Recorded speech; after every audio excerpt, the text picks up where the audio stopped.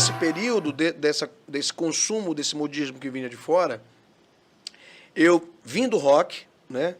Eu nasci como artista no auge da década de 80. Em 94 eu integrei a banda Alternativa, que era uma das bandas mais reconhecidas daqui, Alternativa e Fruta Quente. Começaram praticamente juntos ali no Olho Lá. E quando o vocalista saiu, eles me procuraram. Eles disseram, bora pegar alguém diferente, né? Para fazer parte para assumir o vocal. E eles me procuraram. Quando eles me procuraram, eu disse assim, Marquinhos, a gente quer te convidar para tocar na Alternativa. E a Alternativa já estava tocando no estado todo. Né? Como a gente diz no popular, já tinha nome. Não, já tinha nome, estava viajando pra caramba. O Violeta já tinha uma notoriedade, mas havia acontecido um episódio de uma confusão no Rock 24 Horas, que era um projeto onde tinham 24 bandas tocando 45 minutos, 15 era para trocar de instrumento e trocar a banda em cima do palco. Era um projeto que tiveram 3 edições. As 2 primeiras edições foi na Praça Valdo. Só para a gente relembrar, como foi? Conta mais um pouco desse processo, rapidinho assim. Tinha essa rotatividade entre as bandas lá na hora? Isso. Era assim, era um projeto, o Rock 24 Horas. Era um dia inteiro. Ele começava às 7 da noite e acabava às 7 da noite do outro dia. Né? E aí o que acontecia? Cada banda tocava 45 minutos, 15 minutos era para trocar de banda. Aí tinha uma bateria fixa lá e só mudava os instrumentos de teclado, baixo, guitarra. Os amplificadores eram os mesmos para todo mundo. Né? E aí tiveram 3 edições. As 2 primeiras edições foram na Praça da República, ali do lado do Teatro Valdemar Henrique. E a 3ª edição foi na Praça Kennedy, que hoje é Praça Valdemar Henrique, que tem aquela coisa lá.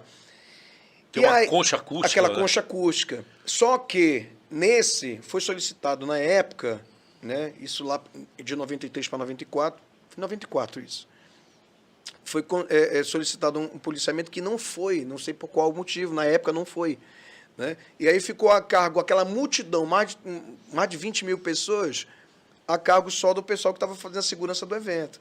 E aí houve um episódio lá que teve um desentendimento lá, uma porradão no evento. Um evento uma aberto, treta, como se diz um evento hoje. Aberto, né? Naquela época tinha, não sei se tu te lembra, tinha muito... Era uma moda muito ruim que tinha de negócio de gangue. De adolescentes, né, que tinham.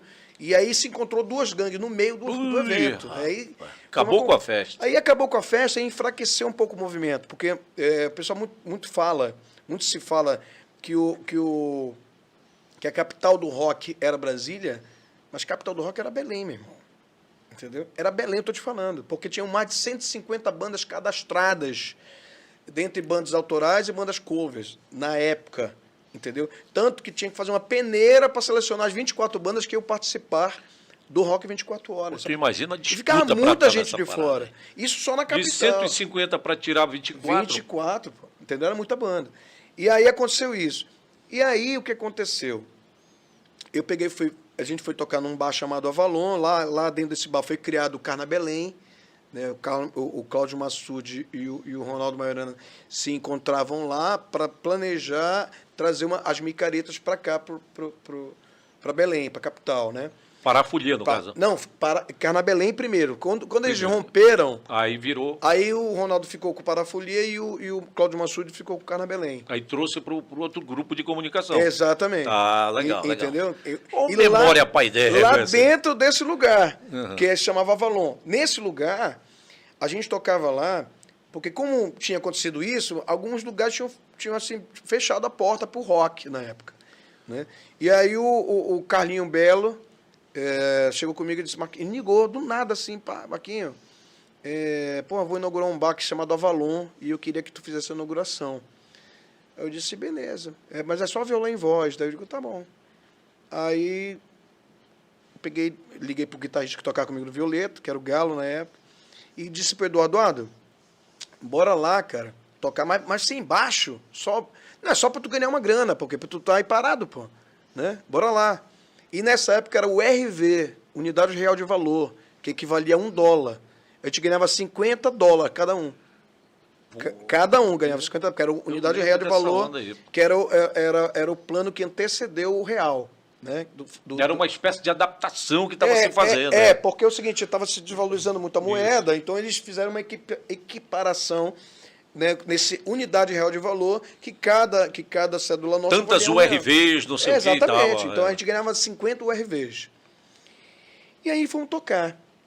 Quando quem tocou foi um sucesso. Só que, como só tinha um instrumento de harmonia, eu solfejava todos os solos que seriam na guitarra na boca. Eu solfejava os solos na boca. Como era o negócio? Não, Por exemplo, tem uma dois música, pontos. Tem uma música chamada Never Tears Apart, que é uma música do In Excess, né? E aí tem um solo que era de sax, mas é ele que faria, no caso, no lugar do sax. Como ele estava fazendo a harmonia, não tinha como ele parar de fazer a harmonia e ficar só a bateria, não tinha. Aí o solo é assim...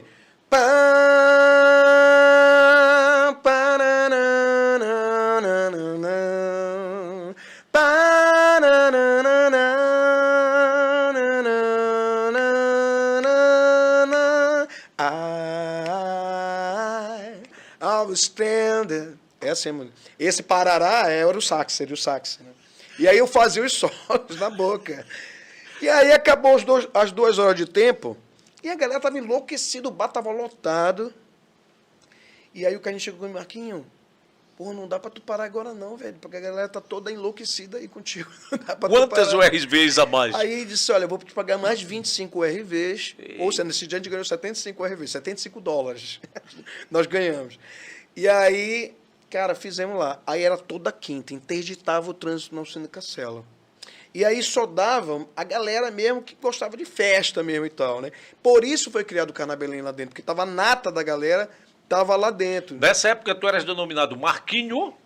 Então, nessa época, seria Violeta Púrpura, mas ninguém chamava de Violeta porque era só uma parte da banda, e o pessoal começou a me chamar de Marquinha. Quem toca lá é o Marquinho e Banda. Pronto. Era ali que o pessoal começou a me chamar de Marquinho e Banda. E aí, quando fez um ano que a gente estava tocando lá, ia fazer um ano, o Alci e o Hermínio, da banda alternativa, chegaram comigo e fizeram o convite para ir para lá. Só que eu não queria deixar o menino na mão, ainda fiquei um ano nas 2 bandas, um ano. E aí, quando coincidia de eu tocar no Leu lá na quinta-feira com a banda alternativa, eu botava o Edmar do Mosaico para cantar no meu lugar, porque lá no Avalon cantava 3 horas de tempo, cantava 1h30, depois cantava 1h30. E aí o Edmar ia fazer a primeira hora, chegava depois do show que eu fiz no Leu lá, eu vinha, fazia só para encerrar e dava o cachê para o Edmar. Daí disse, não, mas é a tua parte? Eu digo, não, eu já canei o meu lá, só para o pessoal não deixar de tocar aqui. E aí ele ficava com o cachê, o pessoal ficava com o cachê, eu só vinha para cumprir mesmo o meu contrato com o pessoal. Aí aceitei tocar na Alternativa. Na Alternativa fiquei 2 anos, né? 2 anos tocando lá, de 94 a 96. E aí eu pensei uma semana, né, para dar resposta para eles, porque eu queria me entender lá tocando coisa de trio elétrico, né? E eu saindo é a primeira vez que eu estava saindo da minha zona de conforto para ir fazer Era da época de Mosqueiro, ali aquela coisa, né? Exatamente. Aí eu fiquei pensando assim, eu tenho um pensamento que é desde de bem novo, que é o seguinte, tudo que você se comprometer a fazer, faça o seu melhor, se dedique. Se não for para dar o teu melhor, então o melhor tu nem faz, né? E aí eu fiquei pensando essa semana de, como é que eu vou fazer assim? Então eu levei o lado pop para eles e aprendi com eles a questão da condução do trio elétrico, essas coisas com outros ritmos e tal. E foi muito bom para mim, porque eu comecei a viajar o estado inteiro, né? E conhecer as várias facetas de público, de tudo quanto era lugar do estado. Então foi uma soma muito hoje. O Alcir Hermínio disse assim, agora bora para o estúdio, que a gente está gravando. Eles não queriam falar isso para mim, para não ser levado em conta a minha resposta, entendeu? Porque talvez se ele tivesse falado, eu teria logo dado a resposta. Mas foi até bom de fazer isso. Quando a gente chegou lá, era no estúdio do Carlos Santos. Gravação. Na gravação. Aí quando eu cheguei lá, tava toda a banda, tava o Cosme, o Alex Maia, o Nazaco, que é do Manari, né? E quem estava produzindo era o Dedê, o disco.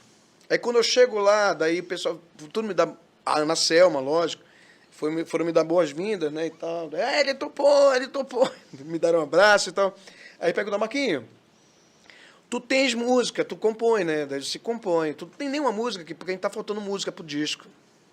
Aí eu cantei, Vem, menina, o sol ainda não raiou. É cedo, o dia termina às 25 horas do segundo dia. A música 25 horas. 25 horas. Cantei essa música pra eles. E aí eles piraram. Só que essa música, quando eu fiz por Violeta, ela era um ska, a música desse tamanho, a música, a letra imensa. E aí a letra era muito grande, a gente dividiu a música, ela virou duas músicas. Ela virou Te Dou a Lua, que é a Ana que canta no CD, e virou 25 horas. Ana Selma, né? Ana Selma. E aí entraram Povo Guerreiro, Seja Você, Te Dou a Lua e 25 horas. 4 músicas minhas entraram nesse CD. E a música explodiu, velho. Essa música ela passou quase 6 meses tocando. Dos 6 meses, 4 meses em primeiro lugar em todas as rádios de Belém.